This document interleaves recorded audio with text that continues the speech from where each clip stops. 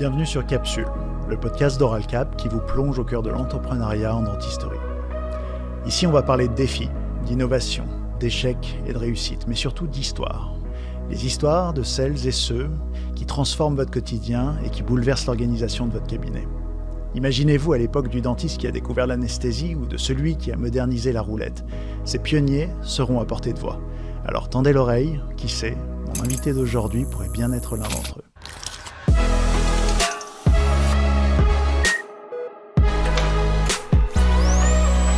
Je suis Charles Faroche, chirurgien dentiste et fondateur d'Oralcap.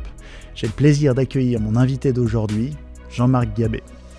Ensemble, nous allons parler de la stérilisation et plus particulièrement de son dispositif Stéricode. Bonjour Jean-Marc. Bonjour Charles. Je suis ravi de te recevoir du coup pour ce deuxième épisode de Capsule. L'idée en gros dans cet épisode, c'est vraiment que tu puisses te présenter ton parcours, parler de ton activité entrepreneuriale, parler de ton activité clinique et parler de tes échecs, de tes réussites aussi, quoi. Moi, j'aimerais bien qu'on revienne à l'origine un petit peu de la carrière, que tu présentes un petit peu d'où tu viens, la faculté que tu as fait, pourquoi tu as fait dentaire, les difficultés que tu as rencontrées à cette étape-là, ton installation, ce que c'était la dentisterie il y a 40 ans 70, non? Oui, 70, non. Et qu'en fait, on puisse un petit peu amorcer comme ça et puis aller progressivement jusqu'à Sécure. Bon, tout d'abord, Charles, je tiens à te remercier de l'honneur que tu me fais de me laisser parler de mon expérience, donc, qui est ma vie, mais c'est une expérience qui peut servir à d'autres. C'est pour ça que j'ai accepté ton invitation. Ce n'est pas pour me faire valoir, mais c'est uniquement pour que mon expérience de vie puisse servir à d'autres praticiens, parce qu'évidemment, on va parler que de la partie praticien. Donc, j'ai fait l'école dentaire de Lyon, où je suis diplômé. J'ai travaillé dans un cabinet que j'ai fondé en 1980 sur Morestel, dans l'Isère. 1980 Donc, tu es diplômé de 1980. Je suis diplômé de 79, parce que moi, à l'époque, nous, on faisait la guerre. Okay. Donc, j'ai fait service militaire après. Voilà, c'est mon expression. Et donc en 80, je me suis associé avec un praticien qui existait déjà, qui, comme je te l'ai dit, s'appelait Claude François. Ça ne s'avance pas, mais c'est devenu mon associé et mon ami, qui malheureusement a disparu il y a déjà quelques années. Donc j'ai travaillé pendant 22 ans en cabinet sur la ville de Morestel. Donc Morestel, périphérie de Lyon. Oui, c'est une commune qui est à côté de Bourgoin-Jallieu et qui, surtout, à l'époque où je suis arrivé, a connu une grosse prospérité avec la construction de la centrale de Crémalville, à Crépusinieux, et donc qui a amené un surplus de population, le temps de la construction, population française, étrangère, allemande, italienne. Les enjeux de l'installation à l'époque, t'en parles...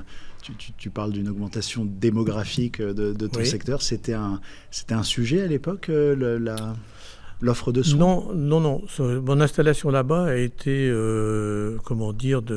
faite de manière négative. C'est-à-dire j'avais d'autres priorités, mais qui sont diminuées au fur et à mesure. Et puis là, j'ai rencontré quelqu'un qui avait un cabinet où il était complètement débordé, forte clientèle à développer. Donc j'ai commencé une petite clientèle et au bout de 6 mois, j'étais plein sur 15 jours. Enfin, un énorme potentiel. Donc c'est pour ça que je me suis installé là-bas. D'accord, donc tu t'es installé là-bas. Toi, tu parles de clientèle. C'est un truc qui choque aujourd'hui. De patientèle. Oui, mais est-ce que c'était quelque chose qui se disait? Oui, tu as raison. Non, c'est une question. J'admets que cette entrevue va être très bien, parce qu'on va faire un marquage au sort didactique. Donc c'est très très bien. Donc je parle de clientèle, c'est ma deuxième partie de ma vie qui est tournée sur l'entrepreneuriat, qui me parle plutôt de clients. Mais bien évidemment, je n'ai eu que des patients. Voilà. Donc tu t'installes directement en libéral finalement en sortie de fac. Tu te poses pas trop la question, puisqu'en fait, tu arrives à Morestel, ça se passe bien, t'enchaînes et puis c'est tout, quoi. Oui. À cette époque-là, il n'y a pas de CELARL, ça n'existe pas, cette activité en entreprise. À l'époque, 2001 n'était encore pas sorti, le lycée de l'espace. Donc, si tu veux, il n'y avait pas de CELARL et tout. On n'était que sur des SCM ou des choses particulières, individuelles. On était quand même passé sous le régime de la déclaration 2035 avec les AGA et compagnie. Voilà, ça c'est pour le schéma technique et fiscal. Ça Enfin, donc t'es sorti il y a une cinquantaine d'années. Si on prend 2 secondes juste pour essayer de comparer un petit peu le cabinet de cette époque-là et le cabinet d'aujourd'hui, c'est quoi les plus gros changements que tu as pu apercevoir, toi, dans cette carrière? Tu vois, si on prend l'empreinte, par exemple, est-ce qu'elle a beaucoup évolué? Si on prend les rotatifs, est-ce qu'ils ont beaucoup évolué? Est-ce qu'il y a quelque chose de matériel ou même organisationnel à l'échelle des cabinets qui te marque en te disant, mais ça, c'est pour moi le plus gros bouleversement de ma carrière, quoi, celui que j'ai vu comme étant le plus important, tu dirais quoi? Alors là, te répondre à ça pourrait prendre beaucoup de temps parce que inévitablement, tous nos confrères savent l'évolution qu'il y a eu dans les dernières années dans la dentisterie. Tu parles d'empreintes, évidemment, aujourd'hui, on est aux empreintes optiques. Moi, qui étais un passionné d'endo, la radio 3D, pour moi, c'est extraordinaire pour aller voir. J'ai été voir chez mes confrères des obturations et tout. C'est somptueux si on avait eu ça. Quand je pense à ce qu'on a fait à chercher un 4e canal sur une 2e molaire du haut en titillant le bout d'une pointe au bout d'un plancher, c'est extrêmement différent, quoi. Après, au niveau des installations, le matériel en lui-même, unit ou cabinet, il y a toujours eu des beaux cabinets. Le côté évolutif, au niveau du personnel, c'est pareil. On a eu, après, il y a eu des évolutions que j'ai plus remarquées moi, parce qu'aujourd'hui, dans la 2e partie de mon exercice, de mon existence. Là, je me suis intéressé à l'hygiène asepsie des cabinets. Et donc, je ne veux pas dire que nous, on n'était pas bien. On était correct à l'époque, mais aujourd'hui, on passerait pas, quoi. On passerait pas du tout. Voilà ce que je pourrais dire à ce niveau-là, sans être trop long. Oui, non, mais après, la longueur, c'est pas tant un sujet, mais c'est surtout rétrospectivement d'être capable d'analyser un petit peu à quel point finalement tu as un progrès technologique. Par exemple, l'arrivée de la 3D, l'arrivée des microscopes, tu vois, un peu embarqués dans la découverte de ce MV2 là que tu décris, les techniques d'obturation. Finalement, la technologie, est-ce que tu dirais qu'elle précède un petit peu, tu vois, l'avancée finalement de comment dire la découverte clinique et du coup après tout le système normatif, on y reviendra. Tu parles de l'hygiène de l'asepsie et ça pour le coup c'est vraiment ton sujet et on en parlera. Mais moi je trouve que ça rend un peu humble de voir ça, quoi. C'est que quand on peut comparer à l'échelle de 2 générations, c'est à peu près ce qui nous sépare aujourd'hui. Moi quand je vois la pratique, ça me fait être raisonnable sur ce que va être ma pratique moi dans 40 ans.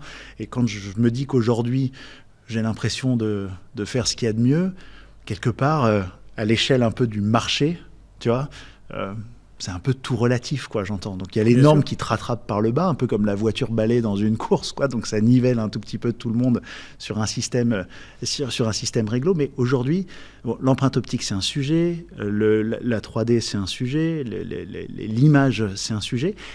Tu disais les rotatifs. Alors les rotatifs, ils ont pu évoluer, mais le cabinet, pour toi, il n'a pas...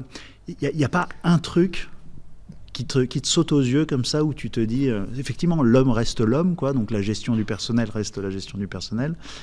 Toi tu dirais pas qu'il y a eu si tu devais en retenir qu'un, quoi, de bouleversement, un truc un peu... Alors au niveau des bouleversements, c'est-à-dire qu'un cabinet c'est pas que le matériel, c'est pas que la technique du praticien, c'est on peut dire beaucoup de choses, c'est-à-dire si on commence à parler du cabinet, c'est sûr que toutes les choses sont bien aujourd'hui bien compartimentées, hein. Je t'évoquais tout à l'heure un associé qui était un grand fumeur. Quand je suis arrivé à mon exercice, il fumait dans le cabinet, quoi. C'est-à-dire on avait le cendrier sur la banque d'accueil. Mais à l'époque, il y avait beaucoup d'endroits où c'était comme ça. Alors je ne veux pas dire que c'est une généralité, je ne veux pas dire que c'était bien. Moi j'ai mis quelques années, n'ayant jamais fumé de ma vie, j'ai mis quelques années à lui faire arrêter avec l'accord de toutes mes assistantes parce que c'était pas pensable. On n'était même pas dans des notions d'hygiène ou autre chose. C'est que c'était pas possible, quoi. Donc ça, aujourd'hui, c'est impensable. Aujourd'hui, on n'envisage même pas, quoi. Après, au niveau de l'organisation, il y avait des choses comme ça. Au niveau des pratiques d'hygiène et tout, ma foi, il n'y avait pas forcément le port du masque, il n'y avait pas forcément du port des gants. Moi, j'ai même comme je te l'ai expliqué, j'ai même des narrations de confrères pas loin de chez moi qui soignaient sans mettre de l'eau à la turbine parce qu'il fallait aspirer, que le bruit de l'aspiration faisait du bruit, quoi. Voilà, donc il y avait des choses comme ça qui existaient. Alors je ne veux pas dire que c'est une généralité, mais on pouvait avoir des choses comme ça. Voilà, on pouvait avoir des choses comme ça. Alors qu'aujourd'hui, c'est impensable. Voilà. Donc ça, c'est dans l'organisation. Alors j'essaye juste de cerner en fait le propos. Tu dirais, j'ai l'impression d'entendre que c'est presque générationnel. C'est faux? Ou c'est vrai, c'est ça? C'est vraiment générationnel. Ça rejoint un petit peu, on en reparlera peut-être tout à l'heure, mais quand j'ai voulu partir dans la traçabilité de la stérilisation et l'hygiène dans les cabinets, faire des audits là-dessus, je me suis heurté à des choses où les gens disaient « Ah ouais, mais ça a toujours été comme ça, mon associé faisait comme ça ». Les assistantes disaient « Bah, ma collègue, elle fait comme ça, elle faisait comme ça ». Donc on était sur un acquis qui était un acquis générationnel, c'est-à-dire celle d'avant faisait pareil, faisait comme ça, donc moi je fais pareil. Donc ça m'a un peu choqué quand je me suis arrêté. Non pas que j'étais dans un cabinet élitiste, mais j'avais des notions dans ma tête qui étaient à un niveau. J'ai fait un DU qui m'a permis de monter un peu le niveau encore. Et donc après, je me suis retombé sur le phénomène générationnel des cabinets comme moi. Et je trouvais qu'il fallait monter. Il fallait monter parce qu'on ne se rendait pas compte de ce qui allait nous arriver dessus. Est arrivé en 2000, après 2000, est arrivé les guides de recommandation et tout. Mais c'est pas étonnant que... C'est pas étonnant, les confrères qui vont m'écouter vont dire c'est anormal, mais quand on le regarde rétrospectivement, on se rend compte qu'il y avait un delta. Il y avait un delta. Et le delta persiste encore, j'insiste. C'est intéressant ce que tu dis. Est-ce que toi, tu te décrirais, puisque tu es quand même de la même génération, hein, celle de la guerre, est-ce que tu dirais que tu fais partie de... Est-ce que tu étais déjà moteur ? Est-ce que tu étais un peu animé par cette envie de faire mieux ce que tu faisais déjà ou ce que le commun faisait? C'est un trait de caractère que tu te reconnaîtrais, ça? Ouais, ça c'est un trait de caractère. Moi je suis issu, mon père est parti de très bas. À l'époque, il est parti de très bas avec les 30 glorieuses. Il a acquis beaucoup de choses et tout. Et cet esprit, je pense qu'il me vient de lui. Par exemple, dans ma structure, j'ai tout de suite voulu qu'on construise un cabinet, qu'on achète un terrain, qu'on le fasse, parce que je ne me voyais pas végéter dans une villa aménagée. Et donc là-dessus, ça nous a permis de passer de 2 praticiens à 4 praticiens avec des collaborateurs. Donc il y avait déjà, et évidemment, la structure, elle était menée par Bibi. Moi, ça passait du matin, là, j'arrivais, parce que j'habitais Lyon et j'allais travailler là-bas. Quand j'arrivais le matin, on me disait, la femme de ménage ne pourra pas venir dessus ce soir parce qu'elle a sa petite fille qu'elle doit aller garder.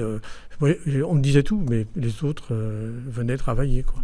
Et ça, je pense que dans beaucoup de structures, c'est comme ça maintenant, quoi. Aujourd'hui, ouais, c'est comme ça. Mais c'est intéressant quand même de comparer. Tout le monde parle de tendance au regroupement dans la profession, c'est-à-dire qu'on a de plus en plus de cabinets un petit peu de ce type-là, 4, 5, 6, parfois jusqu'à 10, 12 praticiens pour les plus grosses. Toi, tu étais en avance de phase à cette époque-là? Est-ce que tu avais beaucoup plus de dentistes isolés? Tu vois, ou alors parce que là je t'ai entendu parler de villa, comme ça, moi ça me paraît un peu inconcevable aujourd'hui d'avoir le cabinet dans sa maison, tu vois. Et pourtant, ça me semble être un truc qui devrait correspondre à ton époque, quoi. C'est une époque, oui, c'est une époque. C'est-à-dire que quand tu allais dans un... Il n'y avait pas de construction. Alors moi, je parle de Morestel, hein, c'est une ville à l'époque de 1500 habitants, donc c'est pas un bled. Disons que c'est difficile après de trouver des locaux. Donc les locaux, c'était souvent des rez-de-chaussée de villas dans la ville. C'est pour ça qu'on parle de... Moi, je parlais de villas, hein, par rapport à ça. Après, si tu veux, nous, tout de suite, moi, j'ai pas voulu rester là-dessus. J'ai voulu tout de suite que dans le centre-ville, on achète un terrain et qu'on construise. Alors, on s'est mis avec des confrères, un huissier et un géomètre, et nous avons construit un cabinet qui faisait plus de 200 mètres carrés, comme ça pourrait se construire aujourd'hui, quoi. Mais je ne veux pas dire que j'étais visionnaire ou quoi que ce soit. Simplement, je ne me voyais pas dans ma vie rester dans un truc comme ça, comme tout praticien peut le penser à ce moment-là. Le maître mot, en gros, par rapport à tout ce que tu viens d'évoquer, c'était l'humilité, quoi.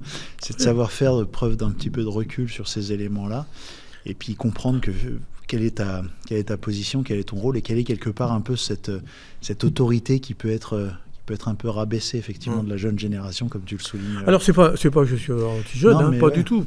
Moi j'ai été dans un cabinet, si tu veux, on a été 2 associés, on avait mis un 3e fauteuil, on avait dit dès qu'on sera saturé, on prendra quelqu'un. Donc on a pris quelqu'un. Donc là, on avait après on a eu 2 collaborateurs. On a changé et beaucoup de gens dans la région de Rhône-Alpes sont passés chez nous parce qu'on était un cabinet attractif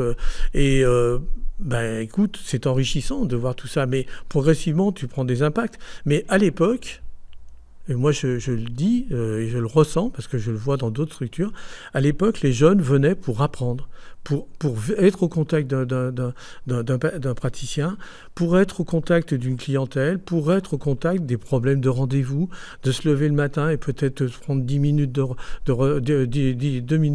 heures de retard parce que le gars venait pas. Ça, c'est la vie, ça. C'est la vie d'un cabinet. Ça s'apprend pas sur les réseaux sociaux, ça s'apprend pas à l'école.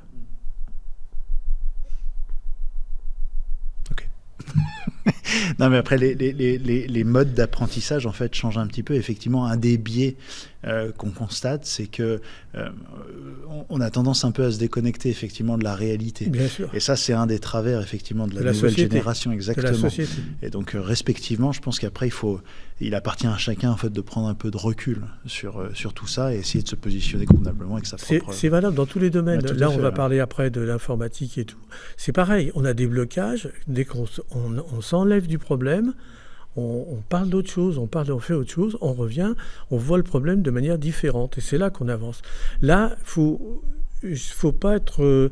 je pense que le gars qui a une idée bien précise, il faut se mettre tout seul. Il faut y aller tout seul. Mais aujourd'hui... la plupart n'y vont pas. Les gens qui s'installent tout seuls aujourd'hui, c'est souvent des filles, parfois. Pourquoi ? Parce qu'elles veulent rester près d'un endroit où travaille leur époux, qui est peut-être médecin ou autre chose, ou dans un endroit fixe. Mais c'est plus dans l'air du temps d'être... moi, j'avais le choix entre faire 3 installations ou d'aller m'associer. Je me suis associé parce que passivement, je me suis trouvé une clientèle phénoménale en très peu de temps. Ma foi, tu ne vas pas aller chercher de la clientèle et la développer alors qu'elle peut tomber tout rôti. Voilà. Bien sûr. Donc là, en fait, on a fait un peu le premier volet de ton activité en tant que clinicien. En fait, les années 1914 Imagine. Tu cherches aussi. Hein. Donc, si on regarde, en fait, on fait les 20 premières années de ta carrière professionnelle. Ouais. Finalement, les 25 dernières, c'est sur le côté 100% industriel. Il se passe quoi, du coup, entre les deux ? Qu'est-ce qui fait qu'à un moment donné, tu es obligé d'arrêter la clinique et puis de te réinventer un petit peu ? Alors, il se passe une chose importante, c'est que je pratiquais des sports un peu, disons, traumatisants, pas très compatibles avec notre métier, quoi. Et donc, moto et compagnie. Et donc, j'ai eu un problème de névralgie cervico-brachiale je suis rentré, j'ai failli lâcher la turbine dans la bouche du patient, j'ai rattrapé de la main gauche, je l'ai posé. Ça faisait 2 mois que je mangeais des comprimés, donc... Je suis allé voir le corps médical qui m'a dit, le diagnostic, il faut faire radio et tout. Et donc, on m'a dit, névralgie, ça peut durer 1 mois, 2 mois, 6 mois, 1 an, 3 ans, 5 ans, 10 ans, ou une vitam aeternam. Donc là-dessus, je suis rentré dans une configuration de galère, donc j'ai pris des remplaçants. Je suis tombé sur une équipe d'amis avec qui je suis devenu ami, ça s'est très très bien passé, parce que... Et je les remercierai toute ma vie, dans la mesure où, étant à Morestel, prendre des gens à Lyon pour qu'ils aillent faire un remplacement, aujourd'hui, c'est encore plus difficile. Donc, par rapport à ça, j'ai vécu ça. Puis, au bout de 3 ans, j'étais tellement ami avec eux qu'il y en a un qui m'a racheté mon cabinet. Alors, c'était pas une affaire pour moi financière, c'était pas le but, mais j'ai toujours aimé, quand je fais quelque chose, m'arrêter proprement. Donc ça a été très bien, le cabinet je le connais très bien, je revois tout le monde, même les anciennes assistantes et tout. Donc je me suis arrêté et donc en 2001, donc comme je te l'ai dit tout à l'heure, arrivé de 2001 Odyssée de l'espace et arrêt de mon exercice professionnel. À ce moment-là, juste pour que je situe bien en fait une névralgie, en gros c'est pour toi, c'est paralysant. Donc, t'expliques qu'en gros, tu perds la turbine. Oui. Donc ça, enfin, je veux dire, je pense que ça fait un peu peur. Tu la lâches. Tu la lâches, voilà. Ouais. Tu la lâches, mais en gros, c'est pas douloureux. C'est plus en fait la crainte de plus être capable de faire ton exercice convenablement. C'est quoi qui se passe ? C'est une douleur qui a duré, qui m'a occupé pendant plus d'1 mois et demi. Qui m'a occupé avant les vacances, parce que ça m'est arrivé en septembre. Donc en juillet, j'ai dit bon, t'as fait l'imbécile, t'as trop forcé, donc voilà. Donc j'ai tiré un peu, j'ai bouffé sous avis médical, j'ai mangé un petit peu des anti-inflammatoires, de tout ce que tu veux. Je suis parti en vacances, puis j'ai dit quand je suis revenu, tout sera passé, tout tranquille.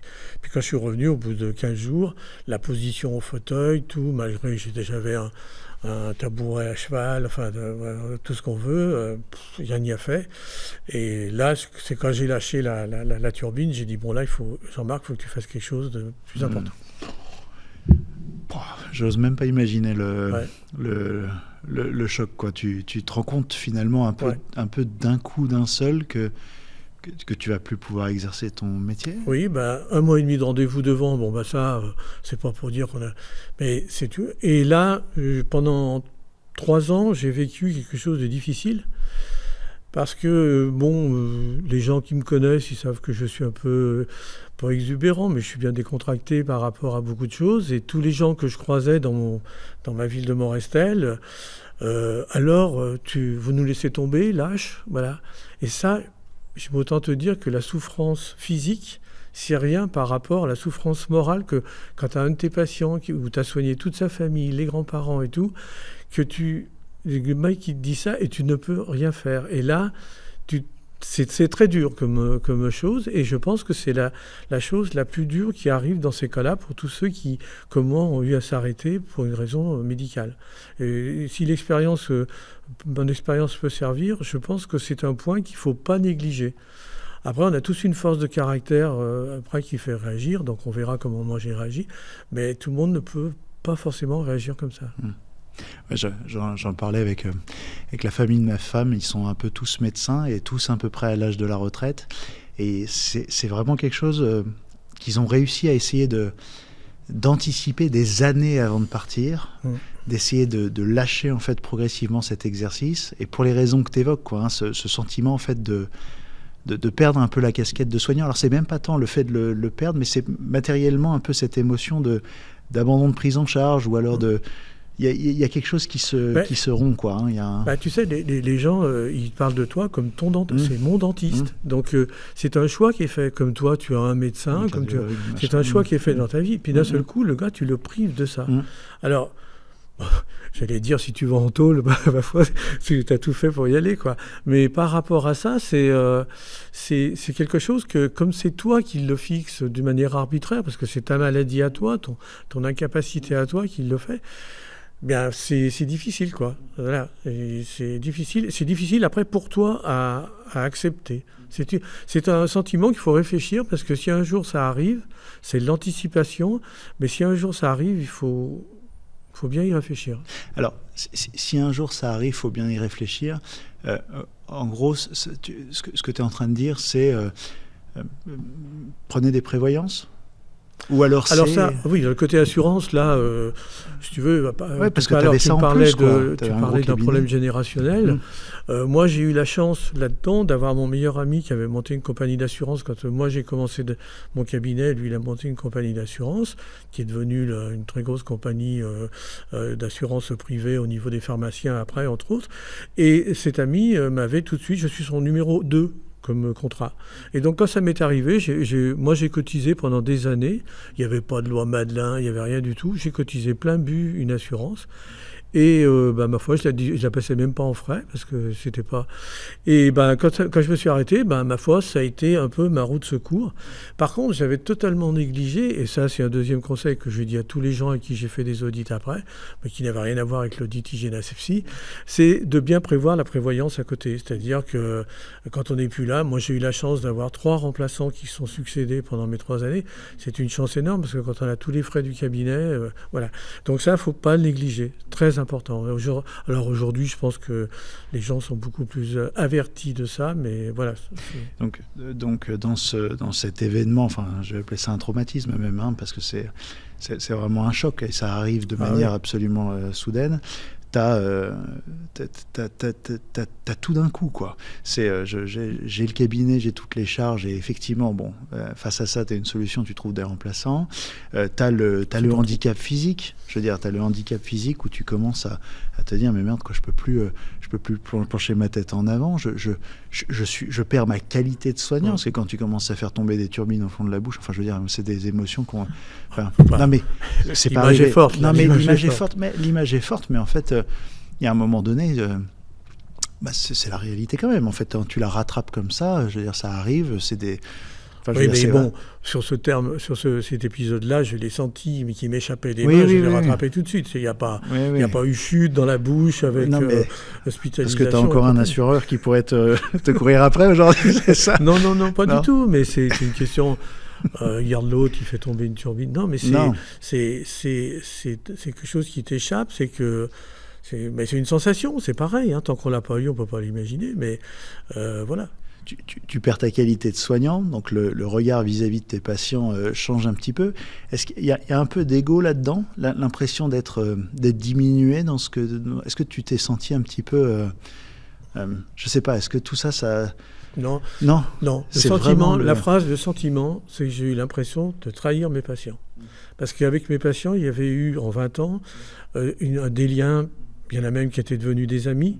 Il y a eu des liens qui étaient fortement... j'avais pour chacun, comme tout le monde, bonjour, il y en a qui me parlaient de foot, il y en a qui me parlaient d'autres choses. Mais tu les trahis parce que vous me laissez tomber. Vous nous laissez tomber. Lâche. C'est dur, ça aussi. Hein, mais c'est des réflexions qui sont c'est l'expression anecdotiques. Mais par contre, toi, quand tu es à un seuil d'écoute de ça... Tu la prends mal, quoi. Alors, naturellement, moi, je souriais, puis je trouvais une pirouette, mais quand je remontais dans ma voiture, ou quand j'étais chez moi, ça tourne dans la tête. Alors, tu sais que tu viens de finir un métier que tu adores et tout, qui correspond à ce que tu voulais, que tu as pu élever ta famille correctement et tout. C'est un sacré coup. Donc, après, il y a de la dérision, il y a tout ce que tu veux, mais bon... comme des mécanismes de... Mais du coup, c'est intéressant, je trouve, de partager ces moments-là, parce qu'en fait, on y est tous plus ou moins sujets. Hein. Enfin, je veux dire, moi, je sais pas de quoi demain est fait, donc ça fait toujours du bien d'entendre ce genre de témoignage. Dans la foulée, finalement, ce que j'entends et ce que tu expliques, c'est que tu rebondis un peu tout le temps, tu es un peu moteur, donc... Finalement, tu arrives à trouver des solutions, tu le disais tout à l'heure, avec des remplaçants, tu arrives à trouver des dentistes qui t'ont remplacé, puis qui après te reprennent le cabinet. Tu as une invalidité à ce moment-là. Est-ce que sans parler d'invalidité, tu es déjà en train de te dire c'est quoi la prochaine étape pour moi? Ou alors est-ce que tu as vraiment cette étape un peu où il se passe quelques temps, tu vois, où tu prends le temps peu de... Là tu as le temps, hein, parce que le problème dans ces moments-là, c'est que tu es mis en invalidité temporaire. Donc, comme son nom l'indique, c'est temporaire. Donc, tu es arrêté pour 1 mois. Puis après, tu es reprolongé pour 1 mois, ou pour 2 mois, ou pour 3 mois. Donc, au bout d'1 an, j'ai commencé vraiment à galérer. Et puis, c'est pas facile pour gérer remplaçants, compagnie et tout. Et donc, au bout de gérer ça, j'ai commencé à galérer. Et j'ai vu qu'en 1 an et demi, je connaissais 2-3 personnes qui étaient un peu spécialisées là-dedans, qui m'ont dit, écoute, tu auras toujours une séquelle, à mon avis, ça va être difficile pour toi. Donc là, pour répondre à ta question, j'ai pas attendu. Parce que je me suis dit, si j'attends encore 2 ans, au bout de 3 ans, tu es mis en invalidité définitive, classé par la Carchidan avec expertise et tout, donc tu touches une prestation qui est dans le cadre de la Carchidan, et après, si tu as une complémentaire, jusqu'à l'âge de la retraite. Bien. Je ne me voyais pas faire ça. Je rappelle qu'à l'époque, j'avais 51 ans. Donc, je me dis, ça sera quand tu auras 70 ans. Hein. Et donc, par rapport à ça, j'ai tout de suite pensé à faire autre chose. Et puis là-dessus, j'ai eu un ami qui m'a mis en relation avec quelqu'un, une relation inopinée, sur quelqu'un qui faisait de la démarche qualité. Et donc j'ai regardé si ça se faisait en dentaire et j'ai trouvé qu'en dentaire ça se faisait. Donc j'ai passé un DU en démarche qualité. Donc ça m'a occupé pendant ma dernière année d'arrêt. J'ai fait mon DU en même temps. Voilà, j'ai tout de suite rebondi avant de savoir qu'on allait me mettre, pas au rebut, mais qu'on allait me mettre en invalidité. Quand on te met en invalidité, tu n'as plus de droit d'exercice. Non, tu vends ton cabinet, tu n'as plus de droit. Tu peux garder ton inscription au conseil, mais tu n'as plus le droit. Toi, tu n'es plus inscrit ou tu es inscrit encore ? Bah écoute, je les aime bien, mais bon, pour payer une cotisation, pour avoir une carte, pour aller chez le pharmacien en bas, lui dire tu peux me donner ça. Ouais. Le pharmacien, il me connaît depuis un petit moment, il n'y a pas de souci là-dessus, puis je ne suis pas encore trop médiqué. Ok. Du coup, tu parles de ton DU, tu te lances en démarche qualité. Ouais. Dans la foulée, du coup, tu crées Secuo. Oui, quand je suis revenu, donc j'avais fait un mémoire j'avais choisi un sujet de thèse de mémoire, au DU, qui était fait sur la démarche qualité, sur la stérilisation d'un cabinet dentaire. Donc je suis revenu, ma foi... tu t'es dit, il faut que je vende maintenant. Voilà, donc comme j'avais mon cabinet, j'avais le cabinet, je leur ai proposé la démarche, et j'ai fait la démarche dans le cabinet où j'étais. Donc ça, c'est ta première prestation. Voilà, là, c'était pas une prestation, c'était... Et puis après, j'ai des amis qui m'ont autour de moi, parce que je suis quand même de la fac de Lyon, donc je connais quand même pas trop mal de... puis comme en plus, j'étais pas assis au fond à rien dire. J'ai fait plusieurs cabinets et j'ai fait des audits avec comme point d'orgue de faire un audit et puis de dire, voilà ce qui est bien, voilà ce qui est pas bien. Bien évidemment par rapport à des référentiels, non pas du tout à mon passé et mes expériences personnelles à Morestel, mais donc voilà ce qui est bien et pas bien par rapport au guide référentiel que nous avons. Et donc je proposais ensuite donc ce qui est bien, pas bien, sur ce qui était pas bien, je proposais une mission d'accompagnement avec formation de l'équipe et écriture d'un cahier de traçabilité. Donc là, j'ai fait à peu près 110 clients comme ça, dans la région Rhône-Alpes essentiellement, parce que j'avais pas trop à me déplacer comme ça, parce que faut le mettre en place. Et ça m'a permis de rester dans le bain dentaire, parce que j'ai des exemples encore aujourd'hui où il y a des gens qui sont plus dans le dentaire, mais qui font tout pour y rester, parce que c'est un milieu, c'est tout ce que l'on veut. Et moi, à l'époque, je disais à tout le monde, et ça est resté une de mes priorités, je l'avais dit, c'est qu'à l'époque, avant, j'allais au cabinet dentaire pour soigner des patients, et maintenant, je vais au cabinet dentaire pour accompagner les praticiens. Donc, j'allais toujours dans un cabinet dentaire. C'est cool ce que tu dis là, je trouve, parce que moi, quand je regarde un petit peu ce qui se passe sur les réseaux, justement, et après, c'est un peu leur travers, mais souvent, la confraternité, on parle souvent de manque de confraternité aujourd'hui. On n'a pas de retour d'expérience ou de témoignage où on peut présenter ce genre d'éléments, mais pour le coup, toi, tu en es un petit peu la représentation quand tu dis qu'effectivement, tu as pu aller faire marcher ton réseau, faire marcher ta qualité de chirurgien dentiste. Ça, c'est des éléments qui sont hyper confraternels, en fait, en base. Et je trouve que c'est assez intéressant de le souligner. On parle de confraternité, d'accord ? Donc moi je trouve que c'est important de le souligner et de dire que tu en as profité à ce moment-là. Et on revient un petit peu à peut-être un trait de caractère qui est un peu, je sais pas, moi que j'ai envie de mettre en lumière en tout cas, mais souvent je rencontre des chirurgiens dentistes qui ont un peu d'exigence, qui essayent d'être un peu en avance de phase par rapport à ce qu'ils font. Quand tu vends des prestations comme ça d'asepsie, moi j'ai du mal à imaginer que le confrère qui t'achète ou la consoeur qui t'achète en fait tes prestations, c'est des gens qui s'en foutent, ou alors c'est des gens qui sont rattrapés par la réglementation. Aujourd'hui, est-ce que tu dirais que ta cible, peu importe l'état dans lequel tu prends et l'état dans lequel tu remets, est-ce que quand il te sollicite, il est motivé par l'idée de vouloir bien faire, quand même ? Alors écoute, j'en ai fait beaucoup au départ, quand j'ai monté Secuo avant de créer les logiciels. Et puis après, j'ai un peu levé le pied parce que il faut se déplacer et tout. Après, on m'a demandé d'aller de plus en plus loin, donc voilà. Et voilà. Mais pour répondre à ta question, si tu veux, au début, j'ai mangé ma brioche. tu vois. Et maintenant, après, je vais manger mon pain dur, mais je vais manger ma brioche. Mais en réalité, beaucoup de nos confrères sont conscients qu'ils ne sont pas bien. J'ai encore eu tout à l'heure, hier au téléphone, quelqu'un qui me disait, on sent qu'il y a des trous dans la raquette. J'ai aimé son expression. Et c'est deux praticiens qui, voilà. Et il y a encore cette notion-là. Et ça me plaît beaucoup, ça. C'est pour ça que j'ai accepté de la faire, parce que j'en fais plus beaucoup. Alors que depuis 5-6 ans, c'est la peur du gendarme qui fait.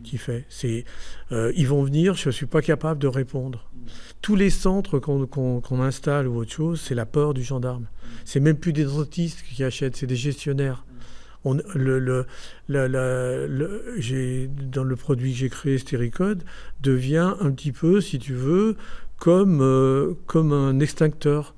Un extincteur, pour ouvrir un établissement ouvert au public, tu es obligé d'avoir une installation et une validation.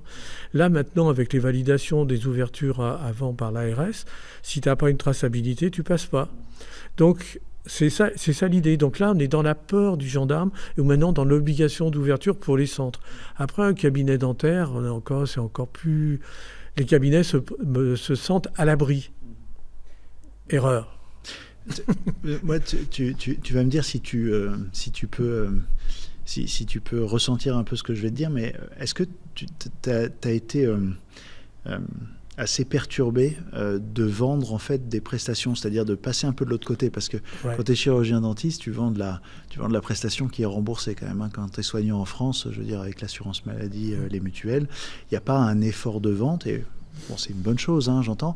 Mais est-ce qu'à ce moment-là, tu subis un peu ce choc-là de te dire, mais c'est quoi la limite que je dois positionner? Parce qu'en tant que soignant, elle était peut-être plus... ça, je m'excuse. Au départ, tu as dit, ne le prends pas mal. Par contre, ta réflexion est une réponse actuelle. C'est-à-dire que pour moi, c'est toute la société d'aujourd'hui. Ça. C'est-à-dire qu'on ne conçoit pas que quelqu'un puisse demander de l'aide. Cette personne, elle demande de l'aide. Donc, elle va demander de l'aide à quelqu'un qui connaît le problème. Si tu as une fuite dans ton toit, tu vas dire « Venez voir s'il y a un trou dans mon toit ». Moi, j'ai toujours pris cet exemple. Donc, on te demande de venir de voir s'il y a un trou dans le toit. Tu y vas. Après, tu dis « Écoutez, j'aime pas les moustachus. » Je m'en vais, il n'y a pas de problème. Mais au contraire, vous m'avez dit qu'il y avait un trou. Vous êtes là, vous êtes sympa, vous allez me réparer le trou. Tu emploies toujours le mot « vendre ». Vendre, argent. C'est pas ça le problème.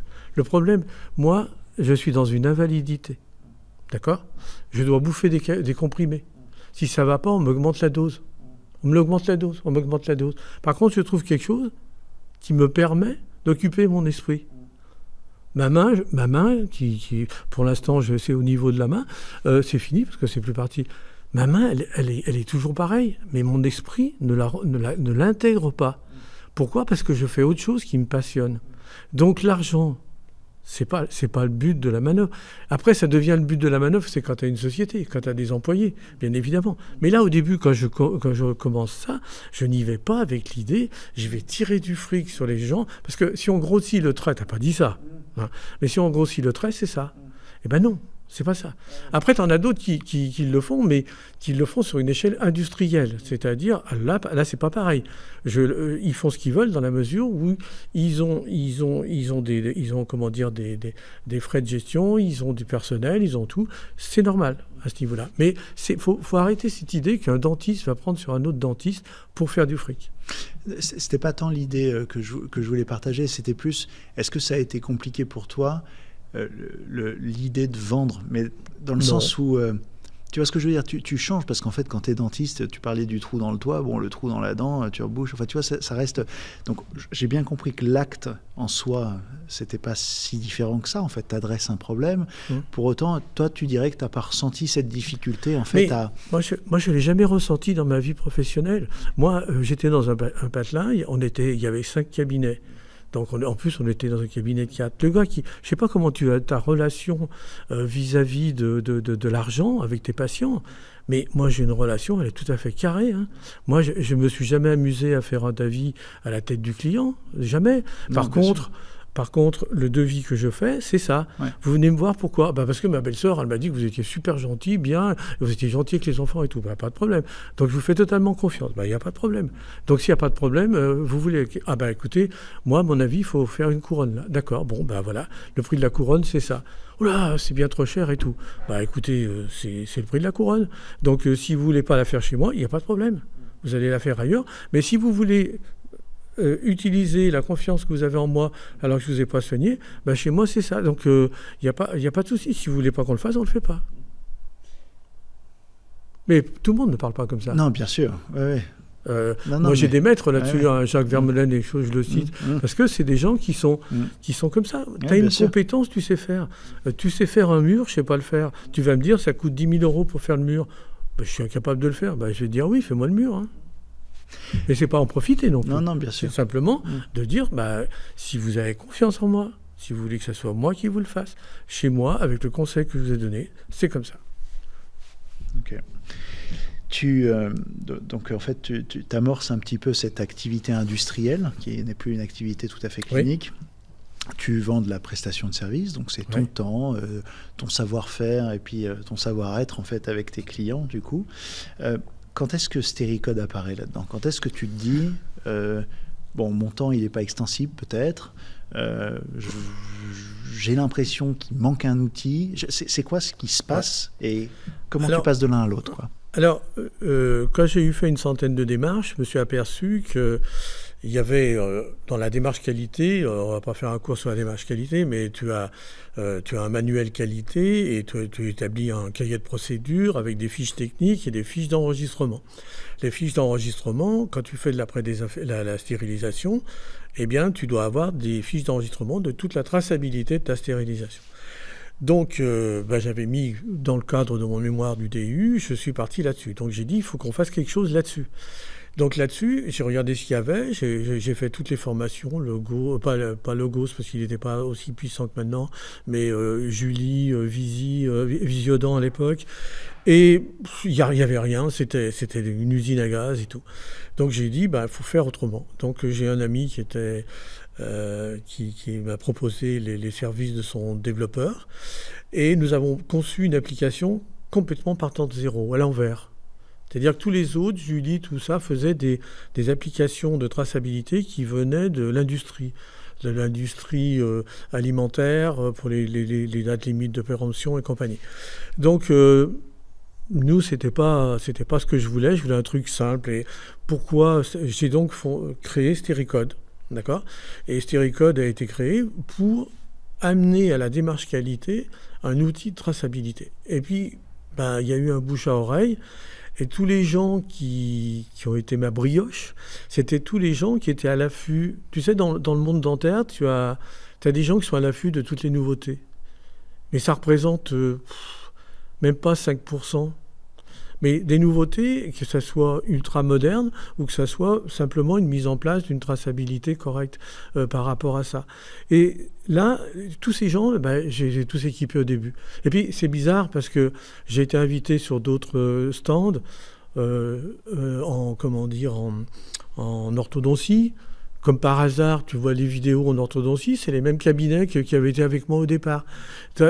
Un des premiers qui a fait de la vente par correspondance, comme par hasard, c'est à peu près les mêmes clients et tout. Donc, il y a vraiment un pool de gens qui est très motivé et dont tu fais partie. Tu es ouvert là-dessus, toi.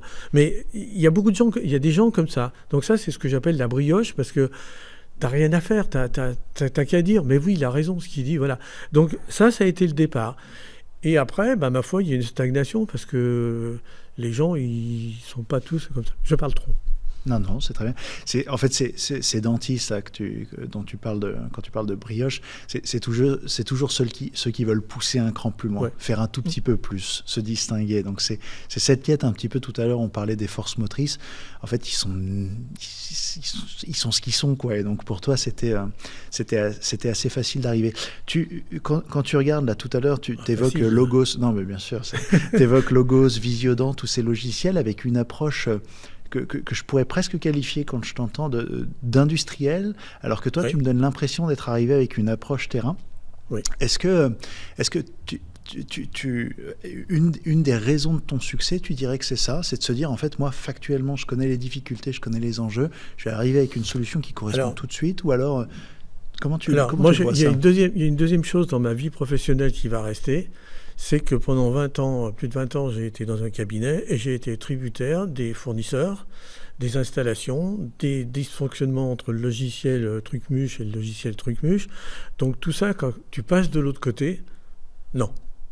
Donc première chose, universelle.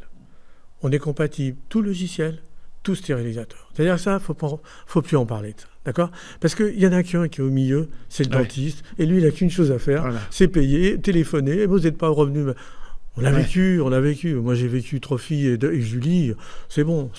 Donc, je ne veux pas, moi, me créer. Donc, ça, c'est un avantage d'être dentiste pour le confrère qui va acheter la solution dans la mesure où il sait d'où. Voilà, c'est conçu dans cet esprit-là. Et par contre, c'est conçu pour utiliser une application par une assistante dentaire et qu'elle l'utilise, 90%. D'accord ? Alors que tous les logiciels qu'on achète, on en utilise 20-25% tout cassé. Donc c'est ça l'idée. C'est-à-dire, c'est de dire à quelqu'un, tu es développeur, tu te mets devant un écran, voilà ce que je veux faire, très simplement, toc toc. C'est pour ça qu'on a fait Stéricode de cette manière-là. Si j'essaye donc tu passes en fait de la prestation de service à ce qu'on appelle le SaaS aujourd'hui, là, le logiciel. Alors, ce n'est pas un SaaS, mais voilà, c'est plutôt de se dire que tu passes quand même sur un modèle logiciel avec une récurrence, donc un abonnement. Déjà à l'époque, c'est ça. Il y a 20 ans, tu fais payer un abonnement. Au début, j'ai pas fait ça parce que j'ai continué sur les premiers qui ont voulu s'installer. Je reviens sur ce mot brioche, mais brioche pour moi, c'est le pain, c'est la nourriture, c'est ce qui fait vivre la société. Hein, c'est pas. Oui, bien sûr. Par rapport à ça, c'est tous les gens qui étaient motivés et qui ont dit t'as un truc, fais voir. Ah ouais, c'est génial, putain, l'assistante, ah ouais, je me crois à Carrefour, ça va vite, c'est pas du tout un poids pour moi. C'est gagné. Donc hop, c'est parti. Et donc j'ai équipé dans un premier temps ceux-là. Par contre, eux, je leur vendais le package. C'est-à-dire il fallait un support informatique, il fallait une imprimante, il fallait ceci. Donc eux, ils ont acheté le package parce qu'à l'époque, ils n'avaient pas forcément tous un ordinateur dans la salle de sté. Voilà. Ouais, bien sûr. Donc ça a été un peu plus long Ceux qui étaient la brioche, ça a été vite parce qu'ils étaient hyper motivés, mais les autres, ça a été beaucoup plus long. Donc il y a eu une stagnation. Voilà. Il y a un sujet là qui va m'intéresser tout de suite. Et après, c'est l'abonnement. C'est ça. Ouais. Mais ces difficultés-là, tu m'en avais parlé, il me semble, au détour d'une conversation, mais passer à l'abonnement, c'est quand même à un moment donné s'exposer au vide du départ, quoi, parce qu'un abonnement, c'est quelques dizaines d'euros. Je veux dire, il faut faire quelques dentistes avant de commencer à pouvoir se nourrir, quoi. Mais même se nourrir juste un tout petit peu, quoi. Donc quand tu rencontres ces difficultés, il me semble, mais tu me corriges, hein, mais tu as encore fait appel à la confraternité, hein, à une communauté de chirurgiens dentistes et d'investisseurs. Comment ça se passe, en fait, pour toi, ça ? Au départ, je croyais que tu voulais me faire dire la phrase que je t'avais dit, c'est-à-dire que l'investissement dans CQO, c'était ma maîtresse. Hein. C'est-à-dire que j'ai eu la chance de pouvoir subventionner un petit peu ce décalage entre le fait d'employer 2, 3, 4, 5, aujourd'hui on est 8. Hein. Donc, par rapport au prix d'un abonnement, comme tu disais, qui est loin de faire un salaire, il faut en faire quelques-uns. Et puis au bout d'un moment, au début, j'ai dit il faut accélérer. Donc pour accélérer, il fallait des finances complémentaires parce que moi je suis pas Nécrésus. Donc j'ai fait ce que j'ai voulu faire. J'ai fait un crowdfunding. J'ai été sélectionné. On était une 50aine en France. On a gardé nos projets. Ils ont gardé 2 projets dont le mien. Et puis, les 2 projets ont été annulés dans leur crowdfunding parce que je pense qu'ils avaient un développement plus important. On m'a reproché c'était trop petit ce que je demandais parce qu'ils prêtaient qu'à 10 millions d'euros, donc ça faisait beaucoup. Et donc, c'est retombé à 0. Donc, je me suis retourné. J'ai essayé la banque, ils m'ont fait perdre encore 3 mois. Et pendant ce temps, le temps passait. Je ne pouvais pas développer, je ne pouvais pas ce que je voulais. Et donc, un jour, j'ai eu l'idée de demander à mes clients. Et là, je suis tombé sur le derrière. En un mois, j'ai levé ce que j'avais demandé en 6 mois. Plus de 6 mois. donc sans dette, donc c'est un partage. Je les ai levés parce que j'ai vendu des parts, voilà, mais tu crées pas de dette, quoi. Voilà, je crée pas de dette. J'ai fait une participation. Enfin bon, je vais pas t'expliquer le truc. Et donc par rapport à ça, pour moi c'est. Alors c'est tous devenus des amis, tous vraiment. J'en ai fait une deuxième, mais qui était moins significative, moins importante, qui était pour accélérer un développement informatique. Alors, on ne va pas rentrer dans le détail, mais pareil, même à l'ADF, où j'ai un stand depuis 10 ans, je me suis fait engueuler par certains des clients parce que je n'avais pas proposé de rentrer dans le capital, quoi. Moi, je vais quand même faire une pause là-dessus, parce que je trouve ça absolument fabuleux quand même. C'est de se dire, quand tu dis que tu es sur le cul, de découvrir que tes clients sont potentiellement tes meilleurs actionnaires, ça déjà c'est incroyable. Je ne sais pas s'il a dit sur le cul. Si, il me semble que tu as dit sur le cul. On pourra vérifier qu'il a dit sur le cul. Tu as dit sur le cul. Non, mais par contre, tu dis que tu veux pas m'expliquer à moi ce que c'est le crowdfunding, mais je vais quand même prendre 2 minutes en fait pour le resituer. Le crowdfunding, en fait, c'est que tu fais appel à une communauté pour t'aider à financer ton projet.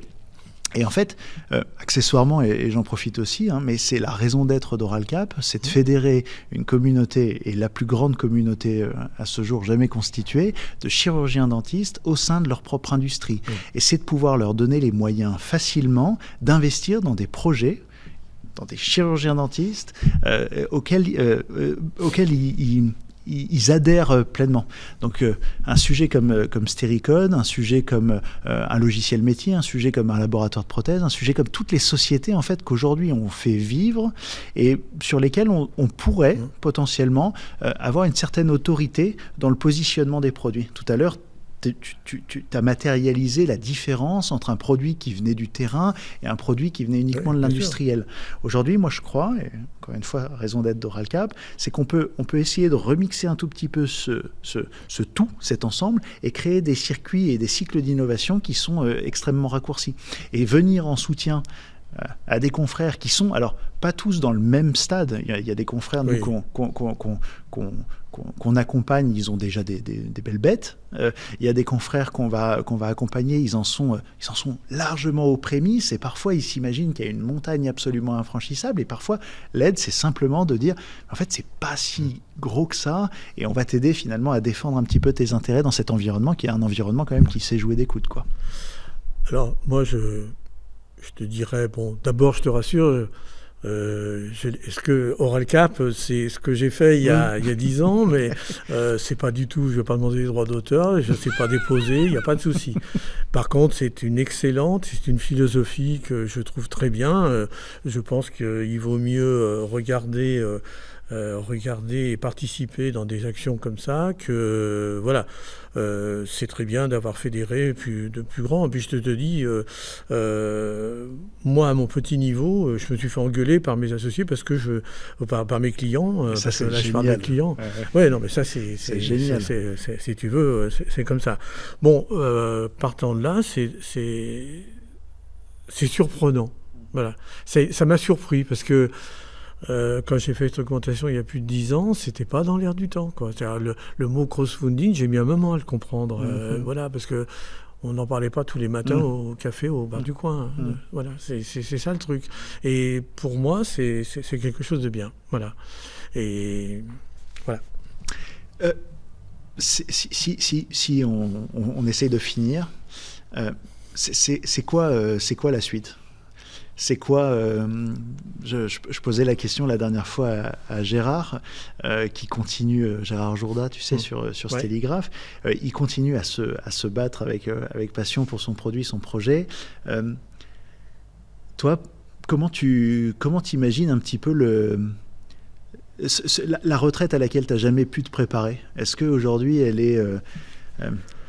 tu vois, c'est pas tout à fait la même chose, j'entends, quand tu es clinicien, que tu passes, voilà, quand tu es un industriel. Est-ce que c'est quelque chose que tu anticipes plus ? Là, tu vas pas perdre tes soignants, éventuellement, si tu quittes cette activité, tu perds tes clients. Est-ce que tu t'y prépares ? Est-ce que tu t'y prépares pas ? Est-ce que tu...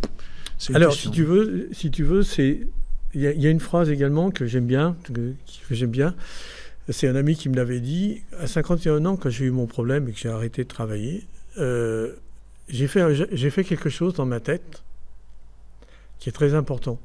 C'est-à-dire que j'ai fait que quand tu prends une calculette, tu tapes, tu fais des opérations. M+, M+, M+. Puis quand tu as fini, tu appuies sur le bouton reset. Et bien, les 23 ans, c'est reset. Je ne pense plus à la couronne de Madame Machin, je ne pense plus à l'appareil de Monsieur Trucmuche, je ne pense pas à l'autre qui m'a eu de mon brise de temps.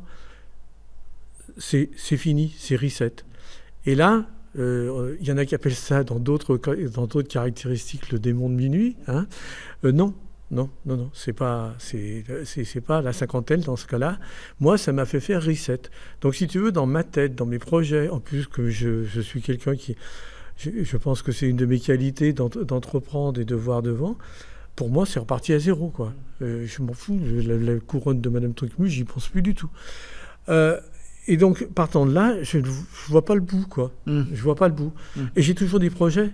J'ai des projets. Là, on vient de monter Stéripod. Là, hier, on en a vendu 3. Le mec, il me dit je suis responsable du syndicat de la région parisienne. Voilà. Il y a 17 000 podologues. Bon, voilà. Donc, il n'y a pas de but. Il n'y a pas de but, telle date. Tous mes confrères, parce qu'évidemment, tous ceux qui ont fait l'école avec moi, de ma classe, ils sont tous là, ils sont tous passés à la retraite ou autre chose. Mais il y en a qui ont eu des arrêts dans 4 mois et 5 jours, je m'arrête. Ouais, tu vas bien ? Ouais, dans 3 mois et 2 jours, je m'arrête. Mais j'ai dit, mais comment tu peux parler comme ça ? Et après, tu fais quoi après ? Non. Alors ça je ne l'ai pas. Et si tu veux, je pense que c'est l'âge ou la maladie qui me le mettra. Dans ma tête, c'est ça.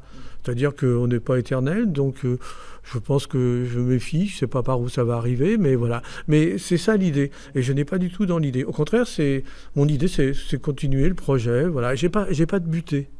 J'ai pas de butée. Après, je suis bien dans ma vie. J'ai pas besoin d'absolu. Ma fille rejoint notre société. Bon, voilà. Pour moi, la vie est belle. Il n'y a pas de problème. Donc, la retraite, je la vois, voilà, comme la finalité. Je la vois pas d'une manière désespérée, pas du tout. Contraire, voilà. Tu la vois pas, en fait. Non, mais là, c'est Gilbert Montagnier qui dit ça, c'est pas moi. si, tu la vois pas non plus. Si je t'écoute, tu dis que tu auras toujours des projets jusqu'au bout. Bah oui, j'aurais le projet de me réveiller le lendemain matin, peut-être. Non, mais sérieusement, non, je l'envisage pas. C'est-à-dire que pour moi, il y a des moments... par contre, je pense que dans ma tête, toutes ces expériences, si on doit en trouver le truc, et je pense que chaque époque de la vie t'amène des expériences, et que ça soit physique, que ça soit, professionnel, donc du dentaire libéral, après passer à du semi-industriel, enfin donc un process. Et par contre, le physique suit pareil. Donc dans le physique, tu as des moments, il faut savoir gérer. Moi, j'ai fait des choses quand j'étais plus jeune, je te disais, Kilimanjaro, Mont Blanc, la moto, le machin, tout. Beaucoup, voilà, j'ai tiré sur la corde. Peut-être pour ça que j'ai fait une névralgie. Mais par contre, par rapport à ça, après, tu te calmes. Quand tu te mets sur le tapis à 50 ans ou autre chose comme ça, tu te dis, voilà, il y a des choses que je pourrais peut-être que je peux plus faire. Voilà, il y a des choses que je peux... déjà, je peux plus faire mon métier. Déjà, ça t'apprend à te dire, calme-toi. T'as que 51 ans, donc tu peux encore faire des choses. Hein. Donc après, au fur et à mesure, tu te rends compte que tu as des choses. Alors que j'ai beaucoup de copains qui sont restés comme quand ils sont sortis de l'école. Là, on m'a encore invité. Ils vont faire du ski, mais d'une manière où on l'a fait comme quand on avait 40 ans ou 50 ans, en pleine forme de l'âge et tout. Et là, je me dis, non, pour moi, c'est pas raisonnable. Moi, j'aime bien aller de l'avant, aller plus loin, mais là, tu as une machine. Il y a un moment, il faut que tu gères la machine, et après, tu t'entretiennes pour gérer le plus loin possible la machine dans une manière bien. Voilà. Après, moi, si je devenais, comme on entend les discours actuellement, peut-être que je serais bien partisan de dire, les gars, vous me débranchez. Hein. Voilà, je sais pas. Hein. Oh, c'est pas gai ce que je dis. Vous avez entendu ? C'est le mot de la fin. C'est le mot débranché. Ah, bien joué. Jean-Marc, merci. Merci beaucoup d'avoir été là et d'avoir enregistré le podcast avec moi. Eh bien, écoute, je te remercie aussi d'abord de m'avoir invité à ça, comme je te l'ai dit au début. Et puis, ma foi, à charge de revanche. Sur ça, je pars devant, parce que tu sais, comme je suis vieux. Je te suis. Merci de nous avoir écoutés. Je suis vraiment impatient de savoir ce que vous avez pensé de cet échange. N'oubliez pas que vous aussi, vous avez la possibilité de devenir acteur de la dentisterie de demain. Pour ça, il suffit de nous écrire à l'adresse capsule@oralcap.com. N'hésitez pas à vous abonner et à nous suivre sur les réseaux.